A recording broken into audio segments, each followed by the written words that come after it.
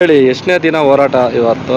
Sir, ಇವತ್ತು ಈ ಒಂದು KDB ರೈತ ಪರ ಹೋರಾಟ ಸಮಿತಿ ಅಂತ ಹೇಳ್ಬಿಟ್ಟು ಈ ದಿನ ಹೋರಾಟದ 60ನೇ ದಿನ ಆಗಿದೆ. ನಮ್ಮ ಉದ್ದೇಶ ಇಷ್ಟೇ, ಸರ್ಕಾರಕ್ಕೆ ಪದೇ ಪದೇ ಮನವಿ ಮಾಡಿದ್ದೀವಿ, ಅಧಿಕಾರಿಗಳಿಗೆಲ್ಲನೂ ಅಲ್ಲಿ ವಾಸ್ತವಾಂಶವನ್ನು ತಿಳಿಸ್ಕೊಟ್ಟಿದ್ದೀವಿ. ಈ ಹಿಂದೆ ನಮಗೆ ಸರ್ಕಾರ ಸ್ಪಂದಿಸಿದೆ.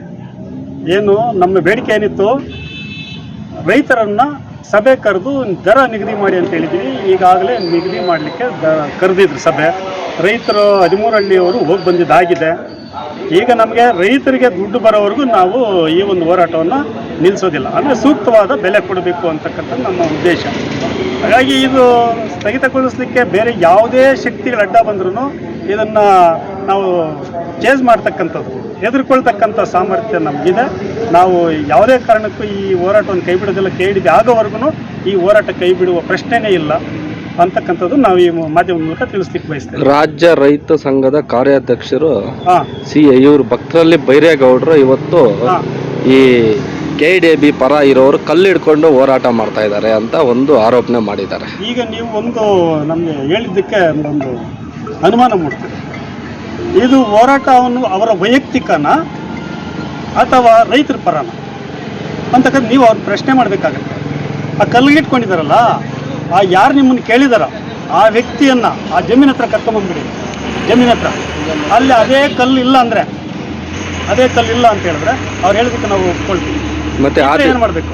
ಮತ್ತೆ ಆದಿಚುಂಚನಗಿರಿ ಸ್ವಾಮೀಜಿಗಳು, ಮಂಗಲಾನಂದ ಸ್ವಾಮೀಜಿಗಳು KDB ವಿರೋಧ ಬೆಂಬಲ ವ್ಯಕ್ತಪಡಿಸಿದ್ದಾರೆ. ಆದರೆ ನಿಮ್ಮ ಕಡೆಯಿಂದನೂ ಹೋಗಿ ಮನವಿ ಪತ್ರ ಕೊಟ್ಟಿದ್ದೀರ, ಆದರೆ ಅವರು ವಿರೋಧವಾಗಿ ವ್ಯಕ್ತಪಡಿಸಿದ್ದಾರೆ. ಅದ್ರ ಬಗ್ಗೆ ಏನಂತ ಸರ್, ಈಗ ನಾವು ಸಹಿತ ಸ್ವಾಮೀಜಿಗಳಿಗೆ ನಮ್ಮ ಅಹವಾಲನ್ನು ತಿಳಿಸ್ತೀವಿ. ಈ ಹೋರಾಟದ ಉದ್ದೇಶ ಏನು, ಅಲ್ಲಿನ ಸಾಧಕ ಬಾಧಕಗಳೇನು, ಪ್ರಕ್ರಿಯೆಗಳೇನು, ಏನು ನಡೀತಾ ಇದೆ ಅಂತಕ್ಕಂಥದ್ದನ್ನ ಕೂಲಂಕುಷವಾಗಿ ತಿಳಿಸ್ಕೊಟ್ಟಿದ್ದೀವಿ.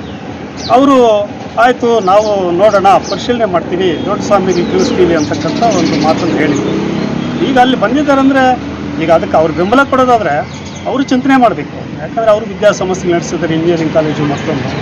ಈಗ ಅವರು ಚಿಂತನೆ ಮಾಡಿ ಅದಕ್ಕೆ ಬೆಂಬಲ ಕೊಡೋದಾದರೆ ಮುಂದಿನ ಹೋರಾಟನೂ ಸ್ವಲ್ಪ ತೀವ್ರಗತಿಯಲ್ಲಿ ನಾವು ಹೋರಾಟವನ್ನು ರೂಪಿಸಬೇಕಾಗುತ್ತೆ. ಇನ್ನು ಅನೇಕ ಶಿಡ್ಲಘಟ್ಟ ಗಣ್ಯರು ಸ್ವಲ್ಪ ಜನ ಬಂದು ಇವತ್ತೇನಂತ ಅಲ್ಲಿ ಪತ್ರಿಕೆ ಕೊಡೋಂದ್ರೆ ರೈತರಿಗೆ ಯಾರು ಸಪೋರ್ಟ್ ಮಾಡಲ್ವ ಅವರೆಲ್ಲ ಮಣ್ಣು ತಿನ್ನಬೇಕು ಅನ್ನೋ ಒಂದು ಆರೋಪ. ಅಲ್ಲ, ಅವ್ರು ತಿನ್ನಲಿ, ಮಣ್ಣು ಅವ್ರು ತಿನ್ನಲಿ, ರೈತರಿಗೆ ಸಪೋರ್ಟ್ ಮಾಡಲ್ಲ ಅಂತಲ್ಲ, ಅವ್ರು ತಿನ್ನಲಿ. ಅದೇ ಈಗ ಅಲ್ಲಿ ಹೋರಾಟ ಮಾಡ್ತಿದ್ರಲ್ಲ, ಅಲ್ಲಿ ಯಾರಾದ್ರೂ ಜಮೀನು ಮಾರಿರೋರು ಯಾರು ಇಲ್ವಾ?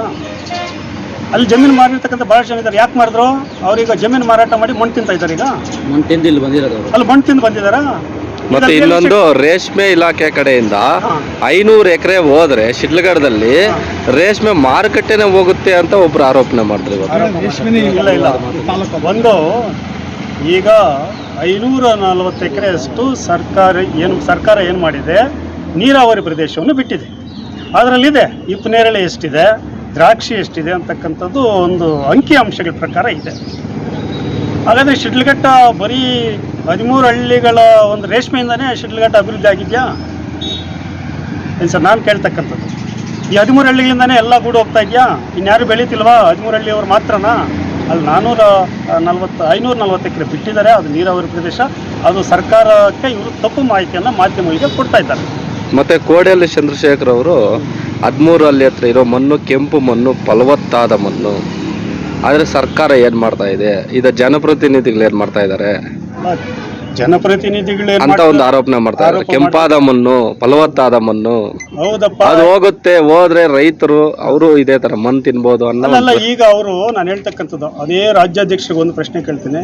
PICL ಕಂಪನಿ 850 ಎಕರೆ ರೈತರಿಗೆ ಮೋಸ ಮಾಡಿದೆ, ಆಗ ನೀನು ಎಲ್ಲಿದ್ದಪ್ಪ ರಾಜ್ಯಾಧ್ಯಕ್ಷರೇ ಅಂತ ನಾನು ಒಂದು ಪ್ರಶ್ನೆ ಕೇಳಲಿಕ್ಕೆ ಬಯಸ್ತೇನೆ. ಆನಂತರ ಕೆಂಪು ಮಣ್ಣೆ ತಗೊಂಡಿರ್ತಕ್ಕಂಥದ್ದು ಲೇಔಟ್ಗೆ ಆಗಿದೆಯಲ್ಲ, ಅದು ಕಪ್ಪು ಮಣ್ಣ, ಅದು ಬರಡು ಭೂಮಿನ, ಬಿಳಿ ಮಣ್ಣ, ಅದು ಬಿಳಿ ಮಣ್ಣ.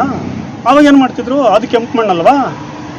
ಈಗ ಅಲ್ಲಿ ನಾವು ಕಲ್ಲಿಟ್ಟಿದ್ದೀವಲ್ವಾ, ಅದು ಕೆಂಪು ಮಣ್ಣು, ಕಲ್ಲುಗಳು ಅದು ಫಲವತ್ತಾದ ಮಣ್ಣು ಅಂತ ಅದೇ ವ್ಯಕ್ತಿ ರಾಜ್ಯಾಧ್ಯಕ್ಷ ನಾನು ಒಂದು ಕರಿತಾ ಇದ್ದೀನಿ. ಅವ್ರಿಗೆ ಒಂದು ಆಹ್ವಾನ ಮಾಡ್ತಾ ಇದ್ದೀವಿ. ಬಂದು ಏನು ಕಲ್ಲುಗಿಟ್ಟಿದ್ದೀವಲ್ವ ಆ ಜಮೀನನ್ನು ಪರಿಶೀಲನೆ ಮಾಡಬೇಕು. ಅವರು ಇದು ಫಲವತ್ತಾದ ಭೂಮಿ ಏನು ಅಂತ ಹೇಳಿಕೆ ಕೊಡಲಿ. ಆದರೆ ಲೇಔಟ್ಗಳು ಫಲವತ್ತಾದ ಭೂಮಿಯಲ್ಲಿ ಮಾಡಿದ್ದಾರೆ, ಬರಡು ಭೂಮಿಯಲ್ಲಿ ಮಾಡಿದ್ದಾರೆ ಅಂತಕ್ಕಂಥ ಪರಿಶೀಲನೆ ಮಾಡಬೇಕು ಅಂತ ನಾನು ಅವ್ರಿಗೆ ಆಹ್ವಾನ ಕೊಡ್ತಾ ಮತ್ತೆ ಇದ್ದೀನಿ. ಮುಂದಿನ ತಿಂಗಳು 5ನೇ ತಾರೀಕು 10,000 ಬೈಕ್ ರ್ಯಾಲಿ ಮಾಡಿ ದೊಡ್ಡ ಮಟ್ಟದಲ್ಲಿ ಸರ್ಕಾರಕ್ಕೆ ಬಿಸಿ ಮುಟ್ಟಿಸ್ಬೇಕಂತ ದೊಡ್ಡ ಹೋರಾಟ ರೂಪಿಸ್ತಾ ಇದ್ದಾರೆ. 10,000 ಅಲ್ಲ, ಲಕ್ಷ ಗಾಡಿಗಳು ಹೋಗ್ಲಿ, ಅದು ಅವರವ್ರ ವೈಯಕ್ತಿಕ. ನಾವು 13 ಹಳ್ಳಿಯಲ್ಲಿ ಕೊಡ್ತಕ್ಕಂಥ ರೈತರು ಏನಿದ್ದೀವಿ, ನಮ್ಮ ನಿರ್ಧಾರದಲ್ಲಿ ಯಾವುದೇ ರೀತಿ ಬದಲಾವಣೆ ಇಲ್ಲ. ಸರ್ಕಾರಕ್ಕೂ ನಾವು ಒಂದು ವೇಳೆ ಸರ್ಕಾರ ಇದಕ್ಕೇನಾದರೂ ಮಾಡಿದ್ರೆ ನಾವು ಈ ಒಂದು ಹೋರಾಟವನ್ನು ತೀವ್ರಗೊಳಿಸ್ತೀವಿ. ಮುಂದಿನ ಹೋರಾಟದ ರೂಪರೇಷೆಗಳನ್ನು ರೂಪಿಸಬೇಕಾಗುತ್ತೆ. ಭಾಳ ಒಂದು ಪ್ರಬಲವಾದಂಥ ಹೋರಾಟವನ್ನು ನಾವು ರೂಪಿಸ್ತೀವಿ. ಸರ್, 800 ಜನ ರೈತರು ಅರ್ಜಿ ಕೊಟ್ಟಿದ್ದೀವಿ ಅಂತ ಹೇಳ್ತಾ ಇದ್ದಾರೆ ಪತ್ರದಲ್ಲಿ ಬೈರೇಗೌಡರು. ಇದು ನಿಜಾನ ಇಲ್ಲ? ಸರ್, 850 ಜನ ಅಂದರೆ ನಾನು ಒಂದು ಹೇಳಲಿಕ್ಕೆ ಬಯಸ್ತೇನೆ ಅವ್ರಿಗೆ. ಈಗ ಗಾಳಿಯಲ್ಲಿ ಗುಂಡು ಹೊಡೆಯೋದು ಬೇಡ. KDBಯಲ್ಲಿ ರೈತರು ಸಹಿ ಮಾಡಿದ್ದಾರೆ, ಏನು ನಾವು ಕೊಡ್ತೀವಿ ಅಂತಕ್ಕಂಥವ್ರು, ಕೊಡಲ್ಲ ಅಂತಕ್ಕಂಥವ್ರು. 73% ಜನ, 73.5% ಜನ ಇವತ್ತು ಕೊಡ್ತೀವಿ ಅಂತ ಸಹಿ ಮಾಡಿದ್ದಾರೆ. ಇರೋದೇ 850 ಜನ. ಆದ್ರೆ 850 ಜನನ ಆ ಕಡೆ ಇದ್ದಾರೆ, ಇನ್ನು ಮಿಕ್ಕಿದವ್ರು ಈ ಕಡೆ ಇರೋರು ಅಲ್ಲ ಅನ್ನೋ ಒಂದು. ಸರ್, 850 ಜನ ಈಗ ಒಂದು ನಿಮಿಷ, 850 ಜನ ಯಾಕೆ ಅವರು ಜನಕ್ಕೆ ಟೋಪಿ ಹಾಕ್ತಿದ್ದಾರೆ ಒಂದು ಮಾಹಿತಿ ಅಂತಂದರೆ, ಈ ಮಾಧ್ಯಮಗಳಿಗೆ ಪ್ರಾರಂಭದಲ್ಲಿ KDB ಏನು ಪ್ರಾರಂಭ ಆಯಿತು, ಪಾಪ ಪುಣ್ಯಾತ್ಮರು ನಾವು ನಿಲ್ಲಿಸೇ ಬಿಡ್ತೀವಿ ಅಂತ ಹೇಳ್ಬಿಟ್ಟು TV ಚಾನಲನ್ನು ಕಳಿಸಿ ನೀವು ಕೊಡಲೇಬಾರ್ದು ಅಂತೇಳಿದ್ದೆ. ಏನು ಮಾಡಿದ್ರು, ಹಳ್ಳಿಯಲ್ಲಿ ಒಂದು ಫಾರಮ್ ತಗೊಂಡು ಸೈನ್ ಮಾಡಿಸ್ಕೊಂಡ್ರು. ಒಂದು ಗ್ರಾಮಕ್ಕೆ 10,000 ರೂಪಾಯಿ. ಒಂದು ಗ್ರಾಮಕ್ಕೆ 10,000 ರೂಪಾಯಿ. ಆ ಉದ್ದೇಶ ಬೇರೆ ಇತ್ತು. ಆಗ ಸಂಪೂರ್ಣ ರಾಜೇಗೌಡ್ರೆ ಅದಕ್ಕೆಲ್ಲ ಸ್ಪಾನ್ಸರು. ಒಂದು ಹೋರಾಟ ಭಾಳಷ್ಟು ಇದರಲ್ಲಿ ಮಾಡಿದ್ರು. ಪ್ರತಿ ಹಳ್ಳಿಯಲ್ಲಿ ಹೋಗಿ ನೀವು ಯಾಕೆ ಜಮೀನು ಉಳಿಸ್ಕೊಡ್ತೀವಿ ಅಂತಕ್ಕಂಥದ್ದು. ಅವಾಗ 800 ಜನ ಹತ್ರ ಸೈನ್ ಮಾಡಿಸ್ಕೊಂಡಿದ್ದಾರೆ. ಈಗ ಅದೇ 800 ಜನದ್ದು ಈಗ ಅಲ್ಲೋಗಿ KDBಯಲ್ಲಿ ಪರಿಶೀಲನೆ ಮಾಡಿ ಆ 850 ಜನ ಇದ್ದರೆ 50 ಹೋರಾಟ ಕೈ ಬಿಡ್ತೀವಿ. ಈಗ ನಾವು ಹೇಳ್ತಕ್ಕಂಥದ್ದು KDBಯಲ್ಲಿ 73.5% ಜನ ಕೊಡ್ತೀವಿ ಅಂತ ಸಹಿ ಮಾಡಿದ್ದಾರೆ. ಅದೇನಾದರೂ ಮಾಡಿಲ್ಲ ಅಂದರೆ ಈ ಹೋರಾಟವನ್ನು ಇಲ್ಲಿಗೆ ನಿಲ್ಲಿಸ್ತೀವಿ. ಅದು ಮಾಡಿದರೆ ಅವ್ರು ನಿಲ್ಲಿಸ್ತಾರ ಅಂತ ಕೇಳ್ತಾರೆ. ಈಗ ಸರ್ಕಾರ ಅಂತಿಮ ಸೂಚನೆ ಒಳಪಟ್ಟಿರ್ತಕ್ಕಂಥದ್ದು 2,270 ಎಕರೆಯಲ್ಲಿ 540 ಎಕರೆ ಮಾತ್ರ ರೈತರು ತಗೊಳ್ತಾ ಇದ್ದಾರೆ. 250 ಜನ ಇಲ್ಲಿ ಬಂತು. ಯಾಕೆ ಸುಮ್ಮನೆ ಸುಳ್ಳು ಮಾಹಿತಿ ಕೊಡ್ತೀರಿ ಮಿಸ್ಟರ್ ಬೇರೇಗೌಡ್ರೆ? ನೀವು ಸತ್ಯವನ್ನು ಹೇಳಿ. ಯಾಕೆ ಚಿಕ್ಕಬಳ್ಳಾಪುರ ನಮ್ಮ ಶಿಲ್ಘಟ್ಟ ತಾಲೂಕು ಜನತೆಗೆ ಮೋಸ ಮಾಡ್ತಾ ಇದ್ದೀರಿ? ಇವತ್ತು ಕೆಂಪು ಭೂಮಿ ಅಂತಿರಲ್ಲ, ಬಸವಪಟ್ಟಣದ ಇಷ್ಟು ಎಕರೆ ಲೇಔಟ್ ಆಗಿದೆ, ಅದು ಕೆಂಪು ಭೂಮಿ ಅಲ್ವಾ? ಗರುಪನಾಯಕನಹಳ್ಳಿಯಲ್ಲಿ ಇಷ್ಟು ಎಕರೆ ಲೇಔಟ್ ಆಗಿದೆ, ಅದು ಕೆಂಪು ಭೂಮಿ ಅಲ್ವಾ? ತಾದೂರಲ್ಲಿ ಇಷ್ಟು ಎಕರೆ ಲೇಔಟ್ ಆಗಿದೆ, ಅದು ಕೆಂಪು ಭೂಮಿ ಅಲ್ವಾ? ಹೊಸಪೇಟೆಯಲ್ಲಿ ಇಷ್ಟು ಎಕರೆ ಆಗಿದೆ, ಅದು ಕೆಂಪು ಭೂಮಿ ಅಲ್ವಾ? ಮತ್ತು ಎಣ್ಣಂಗೂರಲ್ಲಿ ಇಷ್ಟು ಎಕರೆ ಲೇಔಟ್ ಆಗಿದೆ, ಅದು ಕೆಂಪು ಭೂಮಿ ಅಲ್ವಾ? ಜಂಕೋಟೆ ಕ್ರಾಸಲ್ಲಿ ಯೂನಿವರ್ಸಿಟಿ ಬಂದಾಗ ತಾವೇನು ಹೇಳಿದ್ರಿ? ಇದು ಫಲವತ್ತಾದ ಪ್ರದೇಶ, ಇದು ಬರೀ ಹೇಳೋದಕ್ಕೆ ಚೆಂದ ಇರುತ್ತೆ. ಅದು ಫಲವತ್ತಾದ ಪ್ರದೇಶ ಇವತ್ತು 99 ಎಕರೆ ಲೇಔಟ್ ಆಗಿದ್ದು, ಅದು ಕೆಂಪು ಭೂಮಿ ಅಲ್ವಾ? ಯಾಕೆ ನೀವು ಈ ರೀತಿ ಜನಗಳಿಗೆ ತಿಕ್ಸಪ್ಸ್ತಾ ಇದ್ದೀರಿ? ನೀವು ಬನ್ನಿ, ನೇರವಾಗಿ ವಿಚಾರಕ್ಕೆ ಬನ್ನಿ, ಬರೀ ಚರ್ಚೆಗೆ ಬೇಡ, ನೇರವಾಗಿ ಬರ್ತೀವಿ. ಆದರೆ ಇವತ್ತು ನಮ್ಮ ಗುರಿಯಲ್ಲಿ ಯಾವುದೇ ರೀತಿ ವ್ಯತ್ಯಾಸಗಳಿಲ್ಲ. ಇವತ್ತು ನಾವು ಯಾವುದೇ ಕಾಲಕ್ಕೂ ಹೋರಾಟ ಹಿಂದೆ ಹೋಗೋದಿಲ್ಲ. ಇವತ್ತು ನಮಗೆ ಸರ್ಕಾರ ಸ್ಪಂದಿಸ್ತಾ ಇರೋದ್ರಿಂದ ನಾವು ನಮ್ಮ ಸಹನೆಯಿಂದ ತಾಳ್ಮೆಯಿಂದ ಇವತ್ತಿದ್ದೀವಿ. ಒಂದು ವೇಳೆ ನಮ್ಮ ತಾಳ್ಮೆಯನ್ನು ಕಳ್ಕೊಂಡ್ರೆ, ನಮ್ಮ ಸಹನೆ ಕಳ್ಕೊಂಡ್ರೆ ನಾವು ಕೂಡ ಏನು ಅಂತ ಸರ್ಕಾರಕ್ಕೆ ತೋರಿಸೋ ಶಕ್ತಿ ನಮಗಿದೆ, ತೋರಿಸ್ತೀವಿ. ಆದರೆ ಯಾಕೆ ಇವತ್ತು ನಾವು ಮೌನವಾಗಿ ಕಾನೂನುಬದ್ಧವಾಗಿ ಸರ್ಕಾರಕ್ಕೂ ಕೆಟ್ಟ ಹೆಸರು ತರದೆ, ಪೊಲೀಸ್ ಇಲಾಖೆ ಕೆಟ್ಟ ಹೆಸರು ತರದೆ ಹಿಡಿದ್ವಿ ಅಂದರೆ, ಇವತ್ತು ನಾವು ದರ ನಿಗದಿ ಮಾಡಬೇಕಂತ ಹೇಳಿದ್ರಿ, ದರ ನಿಗದಿ ಮಾಡ್ತು. ಇವತ್ತು ಸಭೆ ಕರಿಬೇಕಂದ್ರು, ಸಭೆ ಕರೆದ್ರು.